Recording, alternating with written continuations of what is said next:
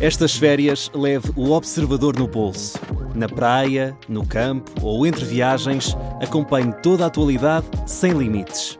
Assine com 40€ de desconto e habilite-se a ganhar uma estadia de 2 noites num dos hotéis boutique da Small Portuguese Hotels. Este verão, desligue da rotina, não da informação. Assine em observador.pt.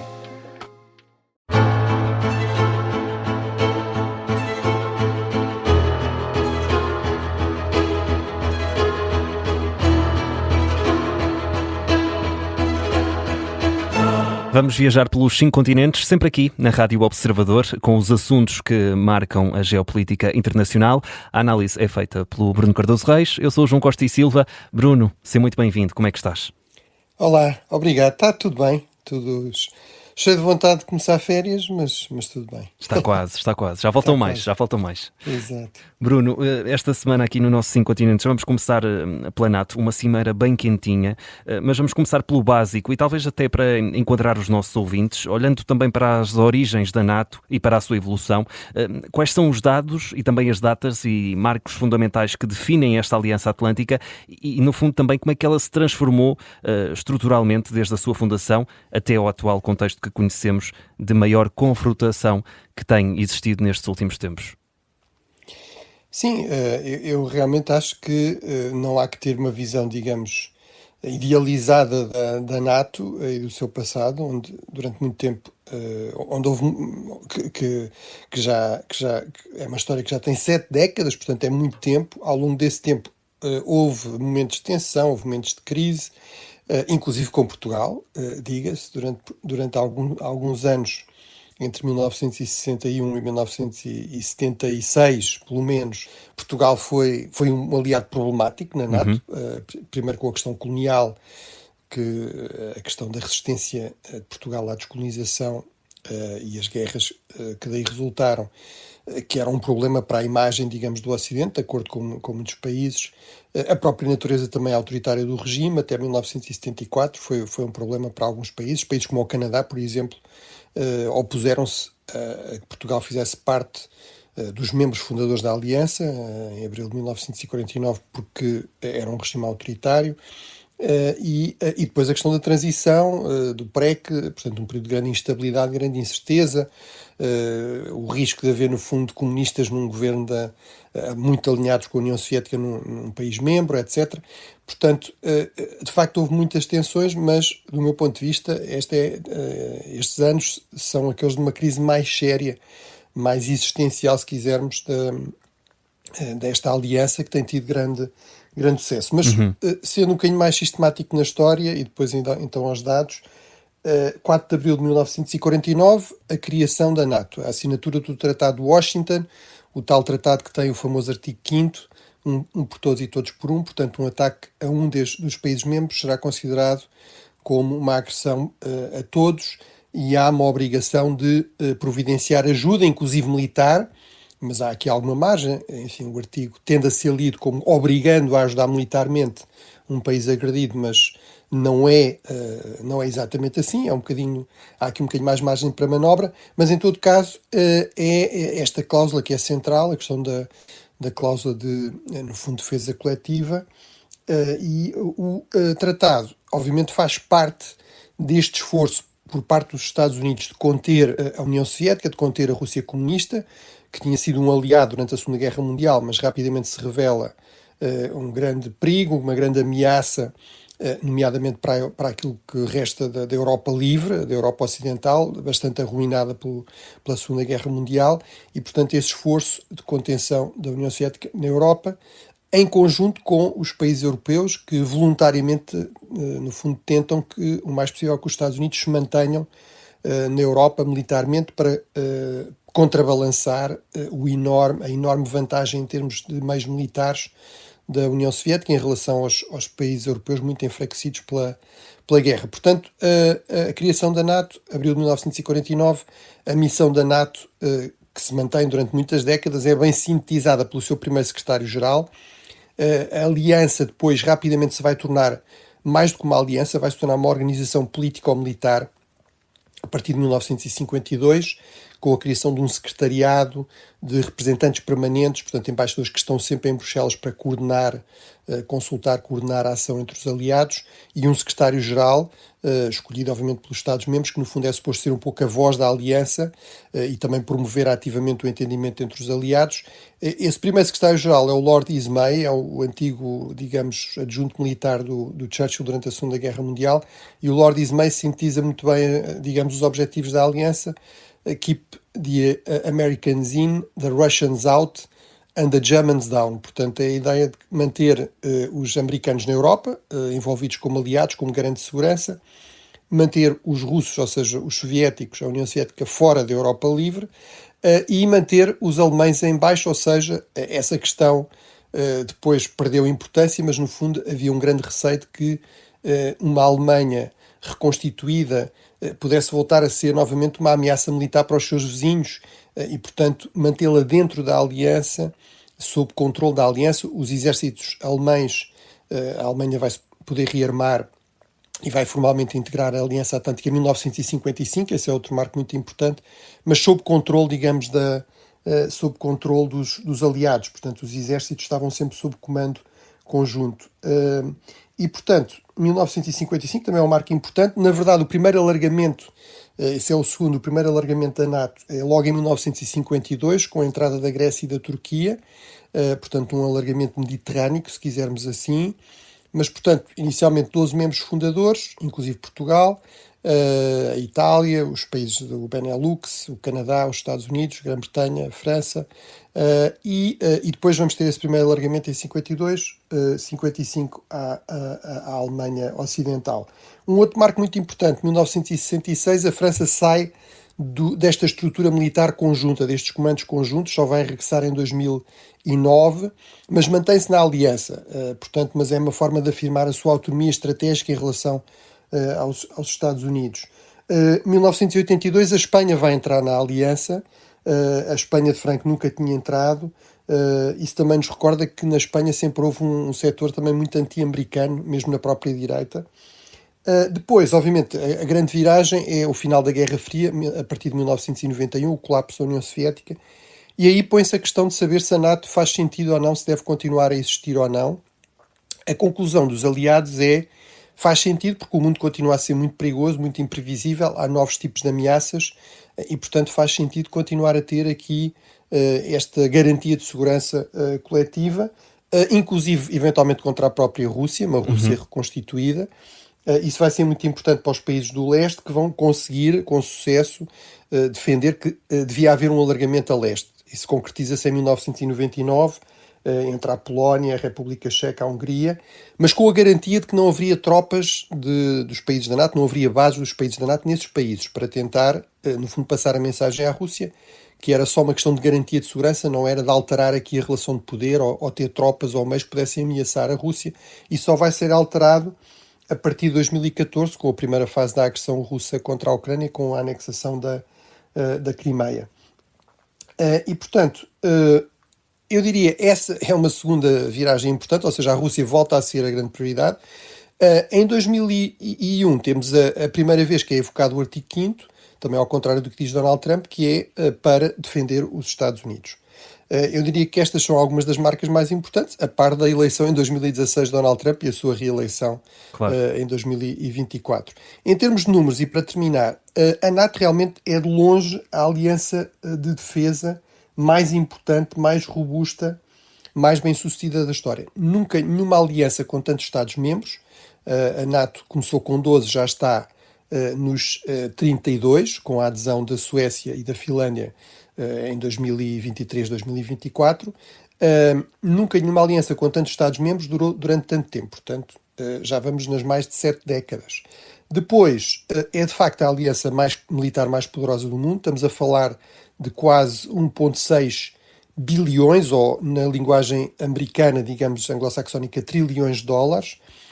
Obviamente os Estados Unidos são a maior parte, 950 mil milhões, mas a NATO Europeia mais o Canadá, o ano passado já chegou aos 560 mil milhões, ou seja, quase 600 mil milhões de dólares de investimento em defesa, uma subida de 14% só no último ano.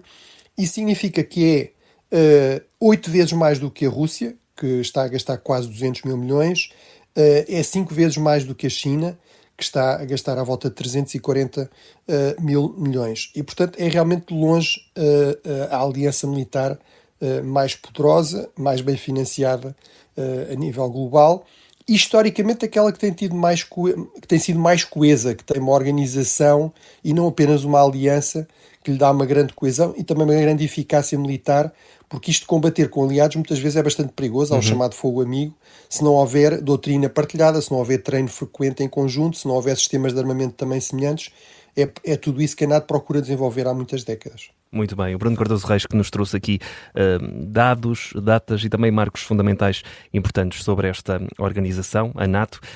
Precisamente, Bruno, nesta cimeira, Donald Trump voltou a insistir fortemente no burden sharing, empurrando os aliados para metas ainda mais ambiciosas, se é que lhe podemos chamar assim.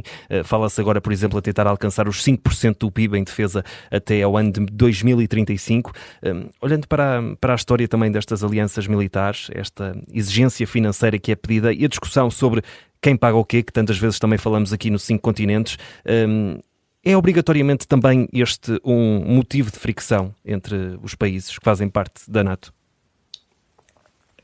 Bem, realmente Donald Trump insistiu muito em que houvesse um aumento no investimento em defesa e realmente conseguiu, a partir do ano passado, que se passasse dos 2%, pelo menos, como, digamos, base, para os 3,5% de defesa, de investimento em defesa propriamente dita e depois mais 1,5% para chegar aos 5% em investimento em áreas conexas à defesa, por exemplo, redes, infraestruturas críticas mais resilientes, redes elétricas mais seguras, etc. E, portanto, a questão de quem gasta, quem paga, quem faz o quê numa aliança, realmente é uma questão que sempre se colocou e que sempre suscitou algumas tensões. Mas, tipicamente, essa não é a questão crucial. E, sobretudo, tende a ser ainda menos importante, a ser uma questão ainda menos importante, quando estamos a falar de alianças assimétricas. Ou seja, em que há um país que é claramente muito mais rico, muito mais poderoso do que os outros. Por exemplo, durante a Segunda Guerra Mundial, os Estados Unidos tinham tratados de aliança com os países da América Latina. A maior parte desses países declararam guerra à Alemanha nazi durante a Segunda Guerra Mundial e ao Japão, depois de os Estados Unidos entrarem na guerra em dezembro de 1941, mas apenas o Brasil enviou algumas tropas para combater na Segunda Guerra Mundial na Europa, concretamente na Itália, o Corpo Expedicionário Brasileiro, mas foi o único. E isso não foi propriamente um grande problema para os Estados Unidos, porque por muito que o Brasil gastasse, apesar de tudo o Brasil tinha uma escala um pouco diferente, um pouco maior, mas por muito que a Costa Rica, que as Honduras, que a Colômbia gastassem, não ia fazer assim tanta diferença mais. Portanto, para os Estados Unidos o que era sobretudo importante era acesso a localizações estratégicas para bases, por exemplo, o Nordeste brasileiro, e acesso a recursos estratégicos, a negação de acesso a esses recursos, a essas bases por parte de potências inimigas. Isso muitas vezes é que é o mais importante em alianças mais assimétricas. Portanto, a mim parece-me bastante evidente que, sendo verdade que isto tem sido um irritante e é discutido há bastantes anos, para os líderes americanos era evidente que a Europa era uma prioridade, é de longe o maior mercado para os Estados Unidos, é a relação económica mais integrada a nível global, estrategicamente é muito importante, no fundo é uma zona de defesa avançada de tudo o que é a costa atlântica dos Estados Unidos. Tem sido muito importante também para a projeção de poder dos Estados Unidos, as bases na Europa, para outras regiões, como vimos ainda agora no caso do Irão, e portanto isso tudo era muito mais importante, obviamente a contenção da União Soviética, que era um rival estratégico dos Estados Unidos, como a própria Rússia de Putin também é, ou pretende ser, portanto tudo isso era muito mais importante do que exatamente estas contas de mercearia. No fundo a pressão era sempre no sentido, apesar de tudo, não se gastar tão pouco que os exércitos europeus se tornassem incapazes de ajudar minimamente os Estados Unidos, e a verdade é que apesar de tudo, apesar da Europa dever gastar mais em defesa já há mais tempo, sempre foram os aliados mais capazes militarmente e mais capazes e disponíveis de ajudar militarmente os Estados Unidos em múltiplos conflitos. Portanto, parece-me que isto é sobretudo um pretexto, no caso de Donald Trump, um pretexto para tentar vender mais armamento americano e também um pretexto para justificar junto dos americanos dar menos prioridade aos aliados europeus, dar menos prioridade à NATO, que apesar de tudo tende a ser relativamente popular entre os norte-americanos. E Bruno, em 2 minutos, perguntar-te também se a NATO saiu efetivamente reforçada desta cimeira e se os receios que falavas em torno também do presidente norte-americano foram manifestamente exagerados. Em 2 minutos. Bem, eu acho que é bastante revelador que toda a gente tenha ficado extremamente satisfeito simplesmente com o facto de Donald Trump não ter feito insultos, ameaças novas, só fez antigas, ou seja, voltou a falar na Groenlândia, voltou a ameaçar uma guerra comercial com Espanha, voltou a dizer que a retirada de tropas norte-americanas da Europa era uma coisa que estava em cima da mesa, ou seja, é verdade que não houve ameaças novas. É verdade que, apesar dessas ameaças, na cimeira em si as coisas parecem ter sido relativamente cordiais e houve um comunicado final que reafirma o artigo 5º, que apresenta a Rússia como uma ameaça, que elogia a Ucrânia como importante na contenção dessa ameaça russa. Agora, a minha questão é, alguém acredita que Donald Trump se vai deixar limitar por um comunicado, que se lhe disserem, bem, você assinou o comunicado de Ankara, já não pode dizer mal dos aliados ou tem de considerar a Rússia uma ameaça? Isso é evidente que não é assim. Ou seja, nós estamos basicamente satisfeitos porque não foi ainda desta vez que Donald Trump causou mais danos públicos, causou mais problemas à aliança. Portanto, acho que sim, é verdade que podia ter sido pior, mas nós estamos aqui claramente num contexto sempre com Donald Trump do mal menor em relação à sobrevivência da Aliança Atlântica, em relação a um presidente que é visceralmente avesso a alianças, porque ele vê tudo o que são alianças como, por um lado, um esquema para explorar o poder, a riqueza, o poder militar dos Estados Unidos por potências mais fracas e, por outro, uma limitação do seu poder discricionário como presidente de fazer o que entender quando entender. Bruno, ficamos por aqui nesta nossa primeira parte. Ainda vamos voltar à Cimeira da NATO para falar também da perspectiva portuguesa na nossa segunda parte. É logo depois das notícias. Até já.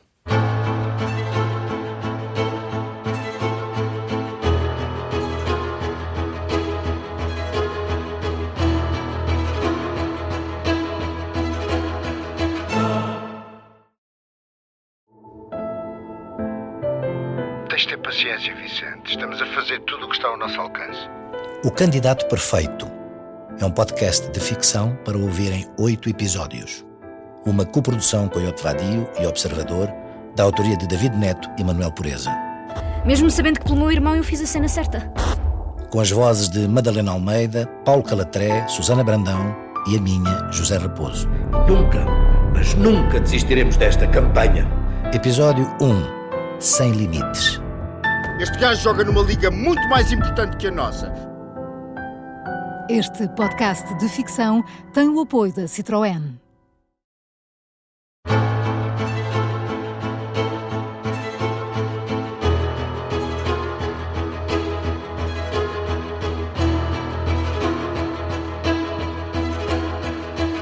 De regresso para a segunda parte do 5 Continentes, sempre com o historiador Bruno Cardoso Reis. Eu sou o João Costa e Silva e, Bruno, vamos voltar ainda a um tema da nossa primeira parte, esta Cimeira da NATO.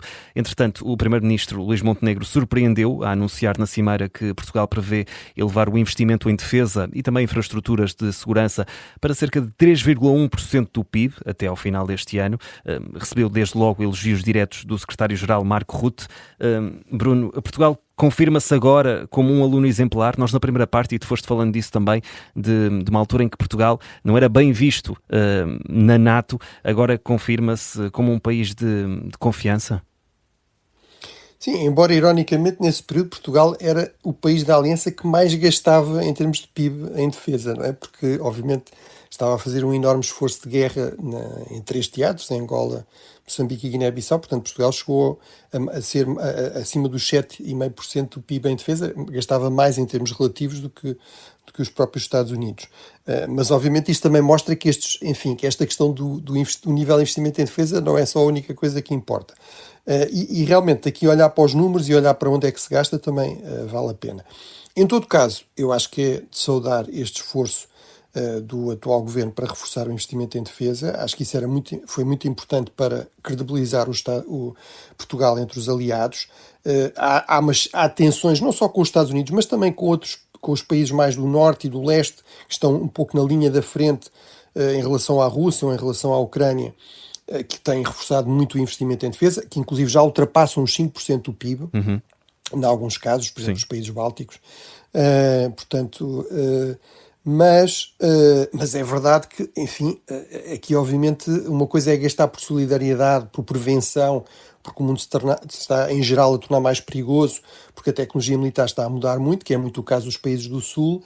Outra coisa é gastar porque temos um sentimento de ameaça direta, militar direta, que é o caso, por exemplo, dos países bálticos ou da Polónia, onde gastar muito mais em defesa não é polémico, porque as pessoas realmente sentem que, sobretudo se a Rússia deixar de ter de se preocupar com a Ucrânia, de repente pode passar a ter, digamos, outros alvos. Mas, portanto, isso é muito importante e é de saudar. Agora, há aqui que sublinhar um aspecto que é, pelo que eu percebi, este aumento pós 3,1%, isso também é útil, o elogio de Mark Rutte, sem dúvida, será sincero, mas também é útil para esta gestão de Mark Rutte de Donald Trump, ou seja, ele está sempre a insistir, por causa de Donald Trump, os europeus estão a gastar muito mais. Na verdade, não é só por Donald Trump e não é necessariamente por boas razões, é realmente porque os Estados Unidos são um aliado menos fiável, mas obviamente também é por causa da questão da Rússia. Mas isso ajuda Mark Rutte e, portanto, Portugal, desse ponto de vista, também ganha pontos junto à aliança, digamos, do quartel-general da NATO em Bruxelas. Mas há aqui que sublinhar um aspecto que, pelo que eu percebi, este investimento, este reforço, é essencialmente nos tais 1,5% de outras despesas correlacionadas, ou seja, despesas, por exemplo, na infraestrutura elétrica para a tornar mais resiliente, mais segura contra todo o tipo de riscos e ameaças, sejam ambientais, seja, por exemplo, de ações de sabotagem, ciberataques, etc. Isso é muito importante, faz sentido. Agora, não substitui, portanto, não são 5%, como se quiser, é 5%, mas 3,5% deve ser nesta despesa em áreas mesmo militares, ou seja, basicamente investir em tropas, investir em rearmamento. E, sobretudo, há um segundo objetivo, que é esse reforço de investimento deve corresponder 20% pelo menos em novo equipamento, em novo armamento, para simplificarmos. Não é só armamento, mas basicamente. Ora, aí Portugal já está quase na linha vermelha, ou seja, atrás de Portugal só está a Bélgica, que é o único país que não cumpre esse objetivo dos 20%. Ora, se Portugal basicamente vai reforçar o investimento, mas só nessas outras áreas, que não as do investimento propriamente em defesa, em armamento, e não reforçar o investimento também nesta dimensão, isso vai significar que vamos ficar abaixo dos 20%, e, portanto, ou seja, ficamos com as calças curtas, ainda que eventualmente mais bem decoradas ou mais enfeitadas. Portanto, acho que é muito importante ter isso em conta, e estes objetivos, este outro número também faz sentido, ou seja, é importante que não se esteja só a gastar mais em defesa, com mais salários, mais subsídios, por muito que toda a gente em Portugal ganhe mal, inclusive a tropa, ou em outras áreas, não é? Portanto, é fundamental que realmente haja aqui também um reforço do equipamento, do armamento, até porque há uma evolução tecnológica muito acelerada que tem de ser acompanhada para Portugal continuar a ser eficaz na sua defesa e também ser eficaz como aliado, ou seja, poder continuar a trabalhar em conjunto com as Forças Armadas dos outros países da NATO, que estão todos eles também a modernizar o seu equipamento. A Cimeira da NATO, que continua aqui como pano de fundo, agora para falar de uma surpresa desta cimeira, o anúncio de Donald Trump de que os Estados Unidos vão conceder uma licença para que a Ucrânia possa fabricar os seus próprios mísseis interceptores Patriot. Sabendo, Bruno, que esta produção destes sistemas é altamente complexa e demora anos a concretizar-se, é um verdadeiro ponto de viragem estratégica, até mesmo para a Ucrânia, nesta guerra com a Rússia? Eu acho que é uma notícia positiva. Eu acho que mostra algo muito importante que toda a gente na Europa devia perceber melhor, que Claro que não vamos estar a comprar guerras com Donald Trump, com os Estados Unidos, seja quem for o presidente, mas é importante mostrar força, é importante às vezes fazer um pouco frente, e de facto acho que a Ucrânia, o que explica um pouco esta mudança é que Donald Trump tem deixado claro nas suas declarações mais recentes que realmente acha que a Ucrânia está a conseguir ser eficaz militarmente, e há razões para pensarmos assim, mas o ponto aqui dos Patriot é os Estados Unidos sempre tiveram esta questão, que é insistir muito que os europeus sejam mais autónomos, sejam mais capazes por si próprios, mas depois, ao mesmo tempo, querem que eles comprem armamento americano e, em muitos casos, não cedem a possibilidade, o conhecimento, a produção desse armamento, ou seja, querem ser eles a produzir nos Estados Unidos e vender a partir dos Estados Unidos para a Europa. Ora, isso cria problemas, que é, cada vez mais, aliás, que é falta de capacidade de produção, de resposta às encomendas e, obviamente, em última análise, uma dependência sempre das decisões norte-americanas, do facto dessas empresas darem prioridade sempre às encomendas americanas também.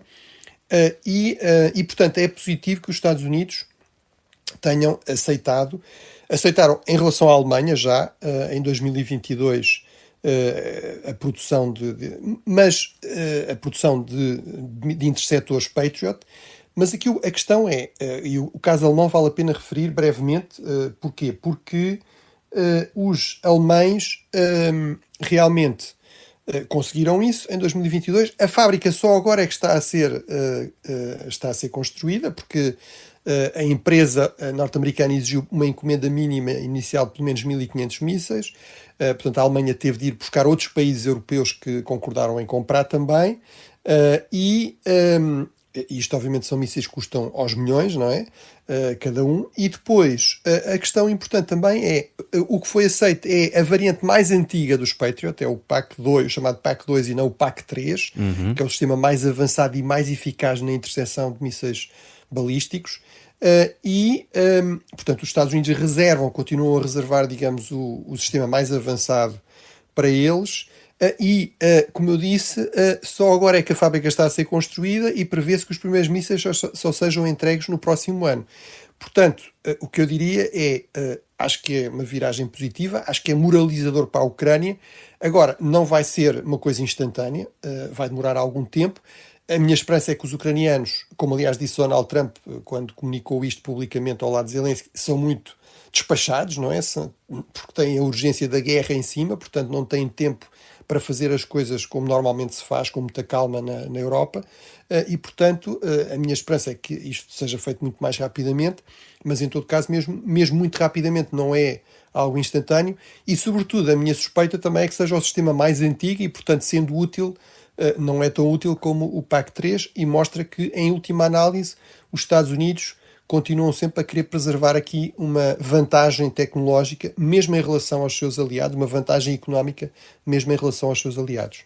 Muito bem, entretanto, do lado russo, os números de baixas continuam a crescer de uma forma expressiva. Há relatos também de problemas graves com combustíveis e também pressões na Crimeia. Em contrapartida, Kiev continua a debater-se com dificuldades também severas de recrutamento e algum desgaste na defesa aérea. Bruno, perante estes prós e contras de cada um dos lados, qual é o balanço real das forças também no terreno neste momento? Bem, eu acho que, objetivamente, a Ucrânia recuperou a iniciativa e está a conseguir ter aqui um efeito estratégico muito importante com esta campanha com mísseis e drones de longo alcance contra as infraestruturas energéticas russas. Isso é muito importante, por exemplo, no caso de Donald Trump, que é muito sensível a esta questão do sucesso militar, do poder. Está a ter um impacto estabilizador na economia, no cotidiano dos russos, algo que não tinha acontecido até agora, na maior parte da Rússia. Está a ter um efeito dramático na Crimeia, que é uma península bastante vulnerável, no fundo em termos de logística, de abastecimento, ao ponto de vermos imagens de milhares e milhares de pessoas a fugirem da Crimeia, portanto a deixarem a região, que era apresentada como o grande trunfo e o grande triunfo também de Putin nestas guerras contra a Ucrânia.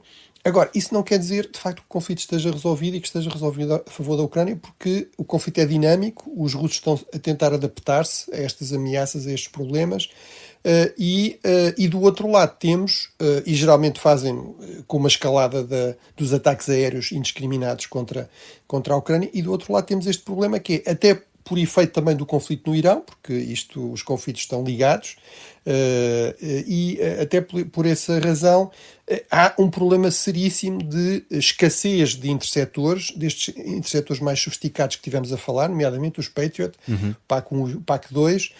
Há a ideia de que os Estados Unidos poderão ter gasto metade do seu inventário, das suas reservas estratégicas, e, portanto, estão a dar prioridade a produzirem para si, a reporem o seu inventário, e, portanto, a Ucrânia está com enormes dificuldades realmente em conseguir interceptar os mísseis russos mais avançados. E, portanto, isso cria um problema do lado ucraniano. Ao mesmo tempo, temos esta questão do recrutamento, que é um problema dos dois lados. É um problema dramático cada vez mais também do lado russo, mas também é um problema do lado ucraniano. E, portanto, isso significa que temos aqui, se quisermos, um impasse muito dinâmico, muito, que exige enormes esforços, enormes baixas, enorme desgaste de ambas as partes nesta guerra de erosão prolongada entre a Rússia e a Ucrânia. Vamos mudar de tema e destaque agora para o Irão, que realizou finalmente as cerimónias fúnebres oficiais do seu líder supremo. Tinham sido sucessivamente adiadas desde o bombardeamento de março, que iniciou a guerra. Bruno, o que é que segue esta paz, com muitas aspas, até falas em paz funerária? Corremos o risco de uma escalada de guerra total, ou estas ameaças devem ser lidas apenas como retórica interna até do próprio regime do Irão? Bem, eu devo dizer que achei que nós iríamos ter uma paz funerária, ou seja, que iríamos ter durante estes 7 dias uma autocontenção por parte do Irão e também do parte dos Estados Unidos, ou seja, não iríamos ter, por exemplo, novos problemas no Estreito de Hormuz. Ora, claramente enganei-me nisso, ou seja, o Irão realmente não quis respeitar essa paz funerária. De facto, os funerais são também uma forma de diplomacia, os funerais de Estado, enfim, temos representações do exterior. No caso do funeral de Ali Khamenei, do anterior guia supremo, inclusive o funeral foi para outro país, ou seja, passou do Irão para o Iraque, para as cidades santas xiitas mais importantes no Iraque, e onde estão os santuários do imã Ali, do imã Hussein, que são os fundadores, digamos, do xiismo. Mas a verdade é que, apesar de tudo isso, de facto, a ala dura do regime, provavelmente até motivada também pela temática do martírio, que é central no xiismo, nesta variante do Islão, e que foi muito acentuada nos funerais, todas aquelas bandeiras vermelhas, que são, digamos, as bandeiras do martírio, com frases alusivas à vingança de Hussein. Portanto, no fundo, a ideia de que uma das missões centrais do xiismo é realmente vingar os seus mártires. Portanto, tudo isso provavelmente até deu força a esta ala mais dura, a par de estar a haver algum sucesso, de facto, neste corredor sul do Estreito de Hormuz, ou seja, os navios irem não pelo corredor central, que era o normal em tempos de paz, não irem pelo corredor a norte junto à costa iraniana, controlada e cobrada pelo Irão, mas irem junto à costa do Omã, portanto à parte sul do Estreito, claramente também em coordenação com a Marinha norte-americana. E, portanto, houve ataques a navios civis da parte do Irão, e o que temos é uma escalada para já limitada, mas tivemos declarações de Donald Trump a dizer que o cessar-fogo estava acabado, ao mesmo tempo a dizer que as negociações iam continuar, portanto as contradições do costume, mas realmente eu acho que isto o que mostra é que realmente este cessar-fogo é talvez ainda mais frágil do que aquilo que nós pensávamos, e não há nenhuma razão para pensar que vai deixar de ser, ou seja, eu não consigo prever com segurança que vai haver aqui uma escalada, uma intensificação em grande escala. Mas há uma linha muito ténue. Isso provavelmente não é do interesse de nenhuma das partes, mas não quer dizer que as partes sejam muito racionais também nesses cálculos estratégicos, mas o que é evidente é que não se consegue realmente ter aqui um cessar-fogo, um real cessar-fogo. Portanto, temos no fundo intermitências de um conflito mais intermitente, mais baixa intensidade. A grande questão é perceber quais são as implicações disso em termos da navegação no Estreito de Hormuz. Claramente não são positivas, mas será que se conseguirá manter alguma navegação, algum escoamento do petróleo desta região, ou vamos voltar a ter aqui um bloqueio quase total, com o impacto que isso terá no mercado dos combustíveis e na economia mundial, muito negativo, claro. Vamos terminar este episódio na África do Sul. Nas últimas semanas concretizaram-se as piores ameaças de violência xenófoba e também expulsão de milhares de trabalhadores estrangeiros, alguns deles moçambicanos, que foram repatriados. Bruno, qual é o histórico socioeconómico e político por trás deste fenómeno, que é recorrente na África do Sul, e que implicações traz também a nível regional, a nível interno, este novo surto de violência? É realmente importante dar alguma visibilidade a este caso. Nós falámos aqui já um bocadinho disso. A data que estava estabelecida era ao final do mês de junho, e realmente tivemos milhares de pessoas a fugir da África do Sul. Enfim, os números não são muito fiáveis, mas certamente milhares de imigrantes. Tivemos voos especiais a ser organizados por países como a Nigéria, como o Ghana. Realmente é algo profundamente lamentável. É algo que não tem, se calhar, a visibilidade que devia ter. Era isso que eu te ia perguntar, ou seja, nós não ouvimos falar muito disto nas notícias, talvez também muito ofuscado por outros assuntos, dos quais temos estado aqui também a falar, não é? Sim, ou seja, fala-se muito, por exemplo, de qualquer incidente com imigrantes na Europa, porque estamos na Europa. Enfim, muitas vezes os europeus são muito criticados porque dão muita importância à guerra na Ucrânia, porque é na Europa. Bem, mas depois, estes incidentes, que apesar de tudo comparado com o nível de violência que temos assistido na África do Sul, com muita gente a ser realmente morta, linchada, morta com pneus a arder, etc. Realmente isso não tem o impacto, a visibilidade que teria se fosse em qualquer país europeu, não é? Portanto, aí temos esse dado que é realmente, mesmo na informação, a geografia conta alguma coisa, a proximidade conta alguma coisa, não é? Mas tem este efeito às vezes um bocado distorcedor. Portanto, a verdade é que a crise migratória nos Estados europeus é bastante menos séria ou menos violenta, se quisermos, do que na África do Sul. A África do Sul tem este paradoxo, que é um país africano muito rico, com uma economia muito dinâmica, e, portanto, é um grande polo de atração, sobretudo na África Austral. Temos quase 1 milhão de pessoas do Zimbábue, temos 500 mil, 400 mil de Moçambique, é o segundo país com mais migrantes. Portanto, também há este dado que eu acho que é importante para, no caso de Portugal, ou seja, há aqui um país lusófono que historicamente tem uma longa história, ainda no período colonial, de enviar, até por acordo Estado a Estado, entre a África do Sul e, na altura, o Estado colonial português. Mas esse acordo depois mantém-se entre a África do Sul e o Estado independente moçambicano, de envio de trabalhadores moçambicanos, nomeadamente para as minas sul-africanas, portanto um trabalho extremamente duro, mas que foi muito importante para a riqueza, para o enriquecimento da África do Sul. E, portanto, temos ao mesmo tempo enormes desigualdades, grande violência em geral, violência criminosa. Portanto, realmente a África do Sul tem esse lado, ser um país muito rico, mas muito desigual e muito violento. Essa violência muitas vezes atinge, de facto, estas comunidades migrantes, inclusive também a comunidade portuguesa, que é importante, porque tem muitos negócios em zonas, às vezes, de algum risco. Mas, portanto, agora o foco tem sido realmente nos migrantes. Aqui, obviamente, isto tem um efeito muito negativo na imagem da África do Sul em África, ou seja, na Europa não tem tido assim tanta visibilidade, mas em África, nos países mais afetados, tem tido alguma, tem suscitado críticas dos governos de vários países africanos, e no fundo o próprio governo sul-africano tem dito isto é péssimo para a nossa imagem de uma espécie de líder também regional africano, mas a verdade é que o governo tem tido grande dificuldade em controlar as coisas, em evitar estes incidentes. E, portanto, é realmente uma crise séria que vale a pena continuar a acompanhar e que tem afetado também, muito especialmente, muitos moçambicanos, que obviamente é um país que tem, em relação ao qual Portugal tem sempre alguma maior atenção e interesse. Bruno, antes de fecharmos, vamos ainda à tua recomendação. O que é que trazes esta semana?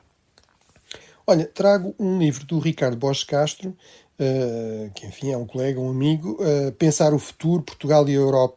Portugal e o mundo em prospectiva estratégica. Portugal e o mundo em prospectiva estratégica. Aqui a referência à Europa é porque o Ricardo Borges Castro tem trabalhado nos últimos anos, geralmente em Bruxelas, em think tanks ou nas próprias instituições europeias, mas realmente aqui é Portugal e o mundo em perspectiva estratégica. É um livro extremamente interessante, é um tema que me preocupa muito, a falta de planeamento estratégico em Portugal. Eu próprio escrevi um pequeno ensaio para a Fundação Francisco Manuel dos Santos, para esta mesma coleção, há uns anos atrás, com esse tema, não é? Pode Portugal ter uma estratégia? O Ricardo, muito simpaticamente, de facto faz alguma referência também a essas reflexões, mas este é um livro que eu acho que é muito útil, independentemente da questão de Portugal. É realmente um bom manual, uma boa introdução à questão da prospectiva, ou seja, como é que se consegue pensar o futuro, como é que se elaboram cenários, o que é que se pode fazer, o que é que não se pode fazer, acho que é realmente algo que, no contexto atual, num mundo muito mais imprevisível, muito mais conflituoso, que está em mudanças muito aceleradas em múltiplas áreas, realmente este é um tema muito importante. Obviamente é uma velhíssima ambição da humanidade, não é? Conseguir prever o futuro. Obviamente o Ricardo é uma pessoa rigorosa com estudos e, portanto, insistem muito neste aspecto, que é, no fundo, não se trata de adivinhar o futuro, não é?